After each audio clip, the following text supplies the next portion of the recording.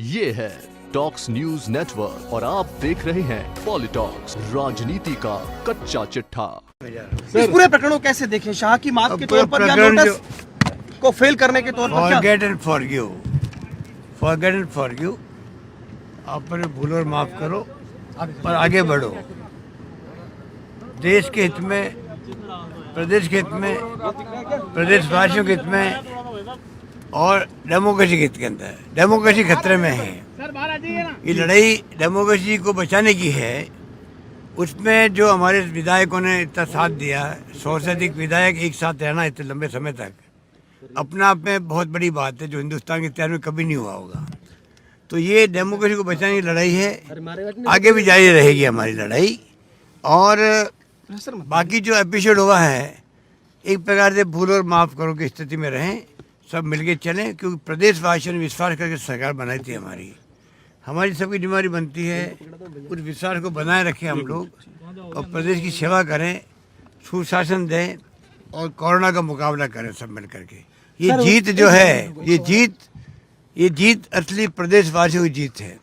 पूरे प्रदेशवासियों ने जो हमारे एमएलए की हौसला अफजाई करी टेलीफोन कर करके, आप निश्चिंत रहो, महीना 2 महीने लग जाए, परवाह मत करो। जीत सरकार की होनी चाहिए, सरकार स्टेबल होनी चाहिए, उसके बाद में आप आओ हमारे घरों पे। तो ये जो जज्बा था पूरे प्रदेशवासियों की, उसकी जीत है। ये मैं उनको बधाई देता हूँ, धन्यवाद देता हूँ प्रदेशवासियों को, और विश्वास दिलाता हूँ कि जीत हमारी सुनिश्चित है। आने वाले वक्त में और दुगने जोर से सब काम करेंगे, आपकी सेवा करेंगे। सर, आप जनता से कहते रहे मैं थासु दूर को नहीं, अब विधायकों को ये कहना पड़ा, अपने विधायकों को। मैं थासु दूर नहीं, पहले भी कहा था, आज भी कह रहा हूँ।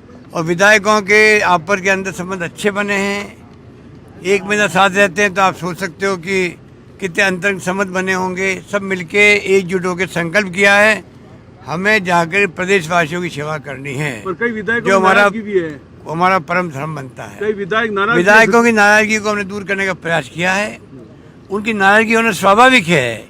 जिस रूप में ये एपिसोड हुआ, उनको 1 महीना रहना पड़ा, उससे नाराजगी होना स्वाभाविक था।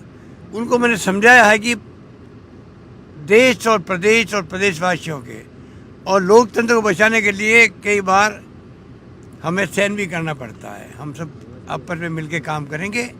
जो हमारे साथी चले गए थे वो भी वापस आ गए हैं। मुझे उम्मीद है कि सब गिले शिकवे दूर करके सब मिलके प्रदेश की सेवा करने का संकल्प हम पूरा करेंगे। सर, आपका पत्र बहुत चर्चा में रहा, जो पत्र विधायकों को लिखा आपने, चर्चा में रहा। विधायकों को जो पत्र लिखा, पत्र मैंने पक्ष को, विपक्ष को, सबको लिखा था। और मैं ये दावे के साथ कह सकता हूँ उस पत्र का बड़ा इम्पैक्ट पड़ा। उसी कारण से बीजेपी के जो 3 प्लेन किए हायर उन्होंने एयरक्राफ्ट गुजरात भेजने के लिए, मुश्किल से एक जा पाया, वो पूरा नहीं भरा हुआ था। और उनका कल से कैंप लगना था क्राउन प्लाजा होटल के अंदर। मीटिंग थी, वही रहना था, बाड़ेबंदी हो रही थी। जो कहते थे हमें बाड़ेबंदी क्यों कर रहे हो, ये क्या नौबत आ गई कि बाड़ेबंदी उनकी होने लग गई। उससे जो हालात बने हैं प्रदेश के सामने, पूरी तरह वो एक्सपोज हो गए। पूरा खेल उनका था, सरकार को टॉपल करने का षड्यंत्र था, जो उन्होंने कर्नाटक में भी, मध्य प्रदेश के अंदर भी जो कुछ भी किया दुनिया जानती है, और लोग पसंद भी नहीं करते हैं। वही षड्यंत्र राजस्थान का था, जो पूरी तरह ध्वस्त हो गया है। भाजपा जो आरोप लगा रही है, अशोक गहलोत इस पूरे प्रकरण पर एक लाइन में क्या कहना चाहेंगे? किसी की जीत, किसी की हार, या क्या? डेमोक्रेसी का हमारा जो हार जीत की बात नहीं होती है।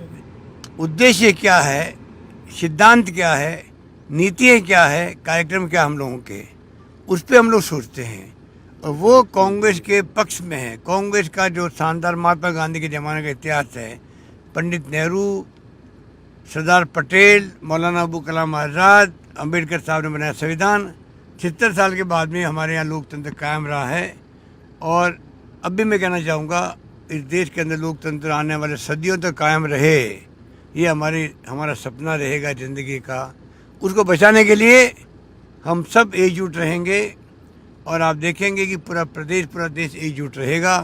किसी कीमत पर जो मंसूबे हैं भारतीय जनता पार्टी के लोकतंत्र खत्म करने का, वो कभी पूरा नहीं होने देंगे। ये राहुल गांधी का भी सोच है, सोनिया गांधी का सोच है, हम सबका सोच है। उस पर उनके नेतृत्व में चलेंगे और डेमोक्रेसी को बचाने के लिए कितने बड़ा संघर्ष करना पड़े, हम चूकेंगे नहीं। और सत्य की जीत होती है, सत्यमेव जयते, सत्यमेव जयते। ये है टॉक्स न्यूज नेटवर्क और आप देख रहे हैं पॉलिटॉक्स, राजनीति का कच्चा चिट्ठा।